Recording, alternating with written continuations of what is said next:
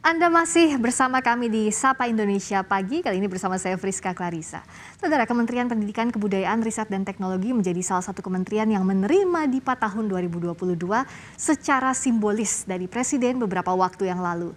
Dalam mengimplementasikan program dan kebijakan, Kemendikbudristek terus melakukan transformasi melalui berbagai program dan kebijakan Merdeka Belajar. Dalam 2 tahun, Kemendikbudristek sudah meluncurkan 14 episode Merdeka Belajar yang mendorong transformasi pendidikan dan kebudayaan. Dimulai pada episode pertama yang mengubah ujian nasional menjadi asesmen nasional, hingga episode ke-14 yang menghadirkan negara untuk menghapuskan kekerasan seksual di lingkungan perguruan tinggi. Tak hanya itu, laju transformasi pendidikan juga terus berjalan meski dihadang pandemi, dan program digitalisasi sekolah, peningkatan pelibatan pemangku kepentingan seperti pemerintah daerah, swasta, dan orang-orang tua juga terus diperkuat. Selain itu, peningkatan kesejahteraan dan kompetensi guru, pemberian bantuan kuota internet untuk membantu pembelajaran di masa pandemi juga tak luput menjadi sasaran perubahan yang diprioritaskan oleh Kementerian Pendidikan, Kebudayaan, Riset, dan Teknologi.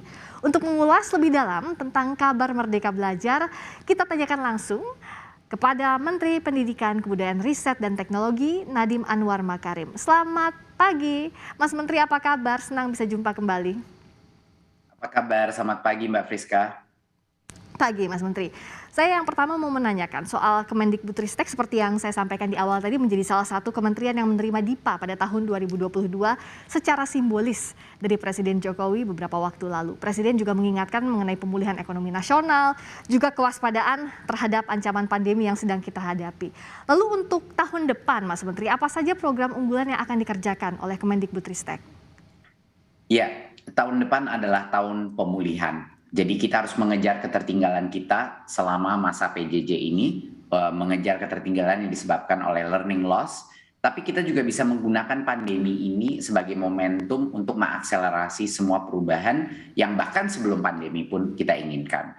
Jadi tahun depan itu akan ada berbagai macam program yang akan mulai lari. Yang tadinya tahun ini mungkin mulai berjalan ya atau mulai jogging, tahun depan akan mulai berlari. Seperti saya berikan contoh dalam perguruan tinggi, tahun depan kita akan mengirim 150.000 anak keluar dari kampus mengerjakan berbagai macam program magang bersertifikat, proyek studi independen, kampus mengajar, pokoknya di luar kampus, program riset dan lain-lain. Ke luar negeri 1 semester dan lain-lain. Yang tadinya tahun ini cuma 50.000, tahun depan 150.000. Kita juga di perguruan tinggi akan memperbesar anggaran untuk matching fund, di mana kita akan menyediakan dana padanan bagi industri yang investasi di dalam suatu proyek inovasi, riset, apapun di dalam universitas akan diberikan matching fund. Jadi besar sekali anggaran kita kerahkan untuk membuka sekat-sekat dalam perguruan tinggi, baik untuk mahasiswanya maupun juga untuk dosen-dosennya. Dan yang ketiga adalah tahun depan kita akan ada berbagai macam terobosan untuk perguruan tinggi. Tahun depan adalah tahun pertama kita akan mengundang praktisi untuk menjadi dosen-dosen di dalam kampus, terutama di bidang teknologi ya, untuk mengembangkan talenta digital kita ke depannya. Dan kita juga akan memulai berbagai macam program kewirausahaan di perguruan tinggi. Untuk pendidikan dasar dan menengah ada berbagai macam hal. Digitalisasi sekolah adalah tema terbesar. Kita akan distribusi laptop, alat TIK, proyektor, wifi router terbesar di sejarah Indonesia akan kita lakukan untuk mempersiapkan anak-anak kita untuk era digital ini dan untuk membantu guru-gurunya melakukan terobosan-terobosan inovatif. Dan juga kita akan meluncurkan salah satu aplikasi pertama kita untuk para guru-guru, aplikasi Merdeka Mengajar yang tahun depan akan kita rilis untuk guru benar-benar menjadi pembimbing dan pembantu untuk guru untuk meningkatkan kualitas pembelajaran. Jadi ada berbagai macam terobosan tahun depan. Tahun depan juga hasil AN pertama, laporan untuk sekolah, rapor sekolah pertama kalinya yang menyangkut numerasi, literasi, dan juga standar karakter profil pelajar Pancasila. Itu adalah hari historis buat Indonesia, di mana kita punya satu sistem assessment yang akan memberikan formative feedback, bukan yang menghukum sekolah-sekolah, tapi memberikan laporan dan rekomendasi bagaimana cara berubah.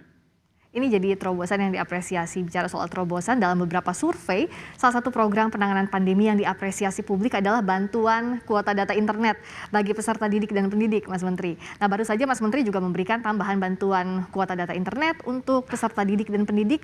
Tolong jelaskan dong bagaimana memang mengenai tambahan bantuan kuota data internet pada bulan Desember ini, Mas Menteri.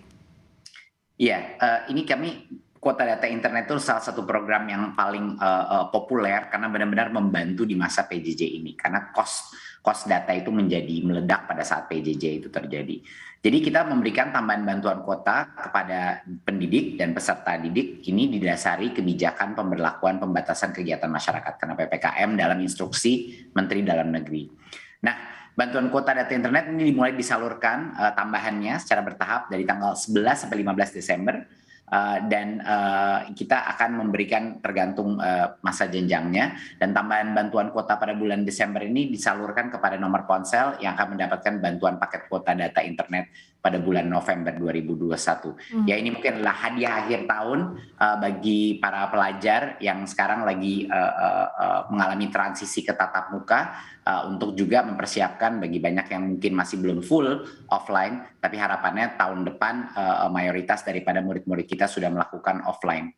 Nah, bicara soal capaian di tahun 2021 ini, Mas Menteri, Kemendikbudristek akan memberikan KIP Kuliah Merdeka kepada 200.000 mahasiswa baru berprestasi yang berasal dari keluarga tidak mampu. Ini jadi hadiah yang luar biasa. Melalui Merdeka Belajar episode ke-9, Mas Menteri juga telah mengubah biaya pendidikan atau uang kuliah sesuai prodi dan biaya hidup penerima KIP sesuai dengan indeks harga.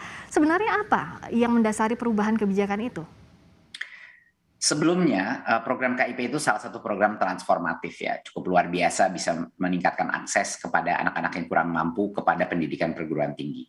Tetapi kita melihat ada beberapa isu dari masukan dari berbagai macam kalangan masyarakat, karena dulu itu KIP kuliah itu hanya 2,4 juta per semester biaya untuk UKT-nya.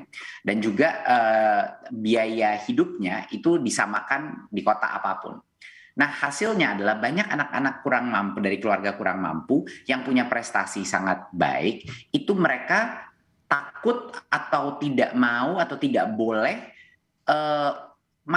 mencoba masuk ke dalam program-program prodi-prodi dan universitas-universitas yang terhebat karena satu, kemahalan, ya, tidak mampu bayar karena cuma 2,4 juta mungkin beasiswanya itu. Dan yang kedua adalah biaya hidupnya juga banyak orang tua bilang, aduh nggak usah deh ke Jakarta, nggak usah ke Surabaya, nggak usah ke Bandung, ke Makassar, karena kemahalan, kita nggak mampu gitu. Jadi kita ingin anak-anak dari keluarga yang nggak mampu yang berprestasi ini bisa bermimpi setinggi langit.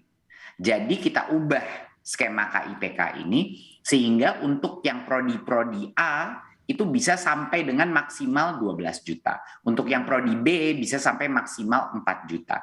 Jadi kita memberikan reward untuk anak-anak yang diterima dalam program-program, walaupun program itu lebih mahal gitu loh, baik di swasta maupun di sekolah negeri. Dan ini udah mulai menyebar di semua masyarakat bahwa sekarang dan juga pembiayaan hidupnya itu berubah. Jadi Jakarta paling mahal misalnya karena biaya hidup lebih mahal dan lain-lain. Nggak sama tinggal di Jakarta sama misalnya tinggal di Semarang, itu beda sekarang biaya hidupnya, lebih tinggi, lebih mahal, lebih tinggi. Jadi orang tua dan murid sekarang dan mahasiswa yang mau masuk universitas itu mereka benar-benar merasa kalau mereka mendapatkan KIP, mereka merasa pede, percaya diri untuk bisa masuk program-program terhebat, termahal, dan mereka tahu pemerintah akan hadir untuk membiayainya. Universitas pun nggak usah khawatir, karena dulu mereka kalau masukin anak KIP takut rugi karena mungkin jumlah kebutuhan keuangan mereka di atasnya 2,4 juta per bulan, ya kan? Jadi kita sekarang membuka pintu bagi universitas juga untuk tidak harus hati-hati dalam memasukkan anak-anak KIPK karena anak-anak ini sudah berprestasi dan biayanya akan ditanggung oleh pemerintah. Jadi itulah yang akan menciptakan mobilitas sosial untuk mereka nanti sukses, tambah sukses, keluarganya sukses, kampungnya sukses, keluarga dia di desa jadi sukses karena tertarik oleh suksesnya ini anak yang walaupun datang dari keluarga yang kurang mampu, tetapi dia masuk program-program terhebat di Indonesia dengan kesempatan ekonomi terbesar. mobilitas sosial dan mimpi untuk semua pihak tanpa kecuali. Melalui Merdeka Belajar episode ke-10 berikutnya, Mas Menteri bersama Ibu Menkyu menghadirkan terobosan dalam pembiayaan beasiswa melalui dana LPDP. Boleh dijelaskan soal ini, Mas Menteri, program apa saja sebenarnya yang dapat dibiayai dengan dana LPDP dan sejauh apa program-program itu dapat mempercepat peningkatan kapasitas para pendidik kita? Nah, kita ada berbagai macam breakthrough dalam LPDP ya. LPDP itu benar-benar berubah, sangat berubah kriteria programnya, diversifikasi daripada programnya. Yang pertama yang besar adalah sekarang LPDP itu bisa mensupport S1. Ya, berbagai macam program S1 itu bisa disupport, dan juga yang lebih dahsyat lagi, LPDP itu bisa mensupport program-program S1 yang non-degree. Jadinya sertifikasi micro credential, belajar 1 semester di luar negeri, dan ini semua LPDP bisa mendukung short term pendidikan selama 1 semester dan lain-lain untuk bisa mendanai. Karena sekarang di era sekarang pendidikan itu nggak semuanya bisa mengakses full degree program gitu. Bahkan di luar negeri banyak program-program 1 semester pun yang akan merubah hidup seorang mahasiswa tetapi belum bisa didanakan oleh PDP. Itu yang kita ubah dengan unbundling daripada program LPDP sehingga non degree program pun bisa didanai dan untuk S1 pun bisa didanai. Kedua yang terbesar adalah fokus kepada guru-guru. Kita membuka kesempatan terbesar untuk guru mendapatkan pendidikan S2, pendidikan S3, guru-guru SMK yang mau ikut program sertifikasi dan lain-lain. Jadi benar-benar kita menciptakan satu ruang tersendiri khusus untuk pendidik